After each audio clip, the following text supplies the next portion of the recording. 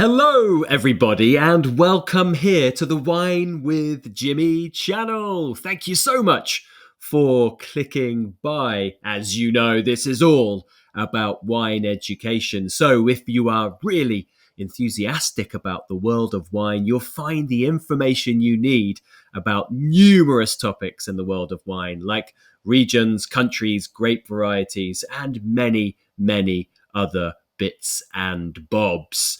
We are going to be looking here at what we call Wines of the World for the WSET Level 4 Diploma. So this follows the key text and key syllabus of the diploma and is really aimed at those of you studying the world of wine. We are looking at Chile here, and we're knee deep into this. So we're on Series 3, looking at the Aconcagua region of Chile, and it's split into four parts. So we have the Aconcagua Valley, Casablanca Valley, San Antonio, and Lleida Valley. Now, this video is available as free content here on the wonderful world of YouTube. Parts 2 through to 4 are only available to those of you who subscribe to my e-learning platform. That's over at www.winewithjimmy.com. And if you have a question or a comment about this video or Chile at large, maybe some of your favorite wineries, wine styles, food matching, please do get in contact by commenting below this video. Make sure you click like and subscribe whilst you're down there. We really want to see those fingers. Okay, let's rock and roll talking about the Aconcagua Valley. First of all, just the region at large. So we have the larger area called the Aconcagua region, and that's what's highlighted in purple on your map there, and a view of the Aconcagua Valley in the background.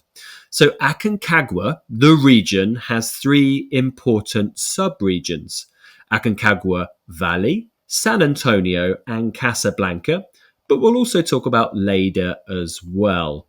Now, all of these offer a great variety of geology and meso or microclimates that really can create lovely diversity in all of these areas.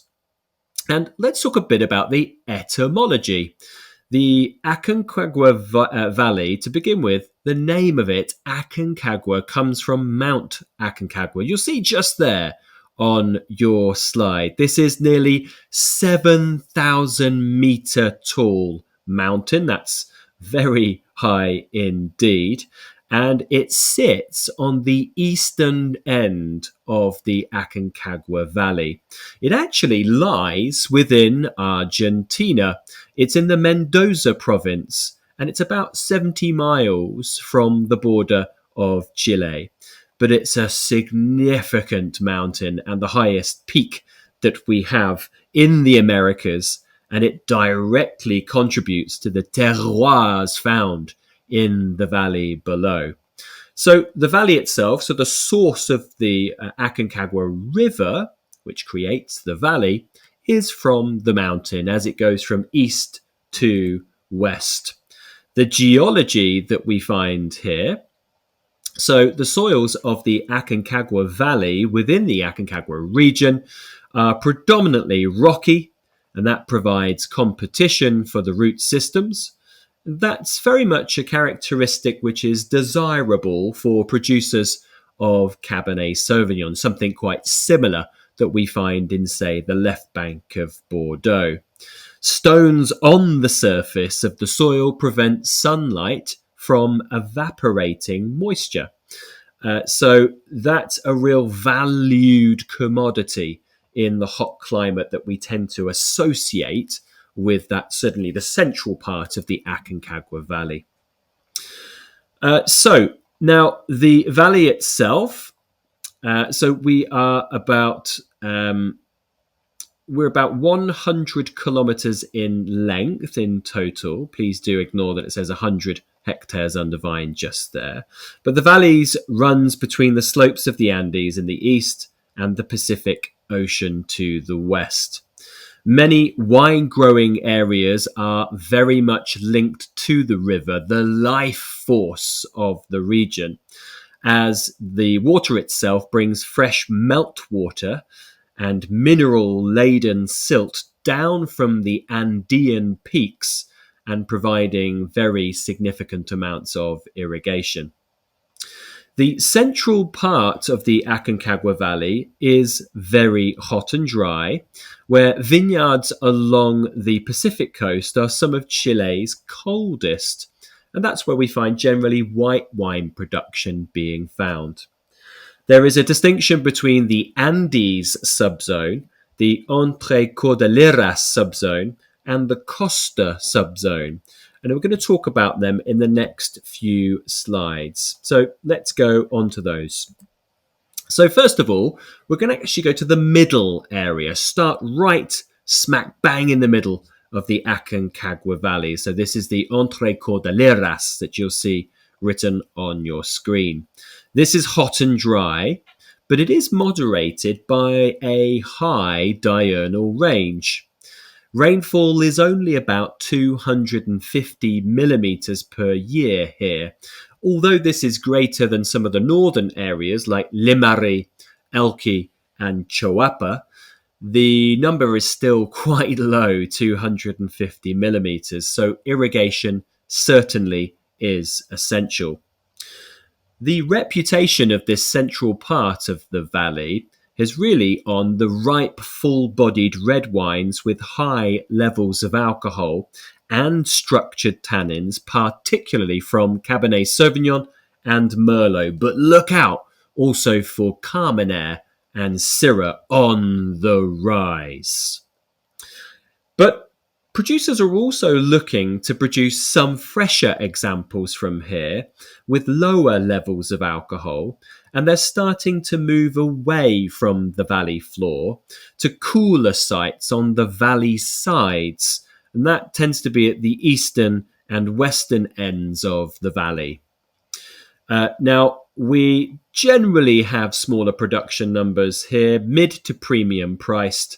You'll see the Toruño Puemo vineyard owned by Conchietoro in that central vineyard part on your slide. Now we're going to go to the west, to the Aconcagua Costa coast. So we are heading towards the Pacific. And here we have morning fogs and ocean breezes, which are actually relatively unimpeded by hills.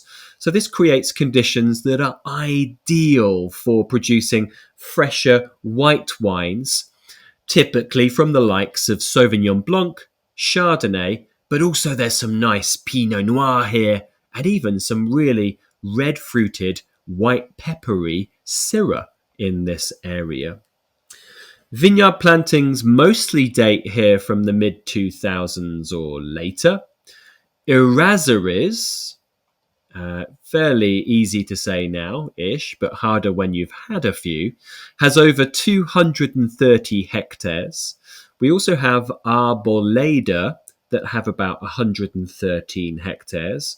Montes makes wine here, and a smaller, interesting producer to follow here is Clos de Fou, which have about 4 hectares in one plot. The picture here is the Arboleda Chiloé vineyard, and that word means seagulls due to the proximity to the sea. Then we go to the far eastern part of the valley, going into really the foothills of the Andes. Now, vineyards here rise up to about 1,000 meters. The days are sunny and warm, but cold air cascades down the mountains at night, and that leads to a bigger, wider diurnal range, and that's important for fresh acidity in the grapes. Typically, red wines here will have quite ripe concentration, but with good freshness as well. There are some Andean vineyards you'll see in your picture. Okay, a couple of slides on the key grape varieties, the black varieties to begin with. So red wine does dominate here, and the black grape varieties are led by Syrah, which certainly is well adapted to the region's hot temperatures and long growing season. But also look out for the Bordeaux varieties, Cabernet Sauvignon, Merlot, and Cabernet Franc, which all have a long tradition, more so in that central interior of the valley. You'll see examples there of the Aconcagua Costa Syrah from Errázuriz, and then, of course, the Bordeaux blend of Senya, which I'm sure you know is one of the most iconic wines from Chile. White grape varieties, so you look out generally for Chardonnay and Sauvignon Blanc. They're more well suited to the western side, the Costa, where, of course, we know that has those fogs and cooling breezes. You'll see on your slide Montes Alpha Chardonnay, and it says there from the DO Aconcagua Costa, and so does the bottle on the right from Errázuriz as well, but a Sauvignon Blanc. Okay, let's look at the Google Earth video to put the Aconcagua Valley into perspective. There is Chile, one of the world's longest countries, focusing on Santiago, a city of 7 million, the capital city, about 40% of Chile's population. On the eastern side, of course, bordering Argentina is the huge mountain range, the Andes. And then on the far western side, the Pacific Ocean, very important for moderating many of the wine regions. Let's have a look at the Aconcagua region. So this whole region, situated north and just to the west of Santiago, includes 4 subregions, including the Aconcagua Valley and its river, named the same, which starts from Mount Aconcagua, which is very high, the America's highest mountain at 7,000 meters almost. The whole region itself in purple there is about 100 kilometers in length. Let's have a look at the 3 subzones of Aconcagua. First of all, Aconcagua Andes. Vineyards here up to 1,000 meters in the foothills of the Andes, sunny and warm, but with higher diurnal range here for higher acidities. The middle area is the Entre Cordilleras, which is very hot and dry, with annual rainfall here only 250 millimeters, famed for Cabernet Sauvignon, Merlot, Syrah, and Carmenere. And then Aconcagua Costa, that experiences more morning fogs and breezes and fresher wines made here. Sauvignon Blanc, Chardonnay, Pinot Noir, and cool climate Syrah. There's your 3 subzones of the Aconcagua Valley. Okay, that brings me to a conclusion for the first part on the Aconcagua region, looking at the Aconcagua Valley. Parts 2 on Casablanca and 3 and 4 following are only available to those of you who subscribe to my e-learning platform. That's over at www.winewithjimmy.com. Lots of extra goodies, exclusive video content, maps, multiple choice questions, written questions, lots of goodies there to help you with your studies for your impending examinations. Any comments or questions, please do get in touch. You can do so by commenting on this video below. But until next time, I've been Jimmy Smith. Ciao for now. Goodbye.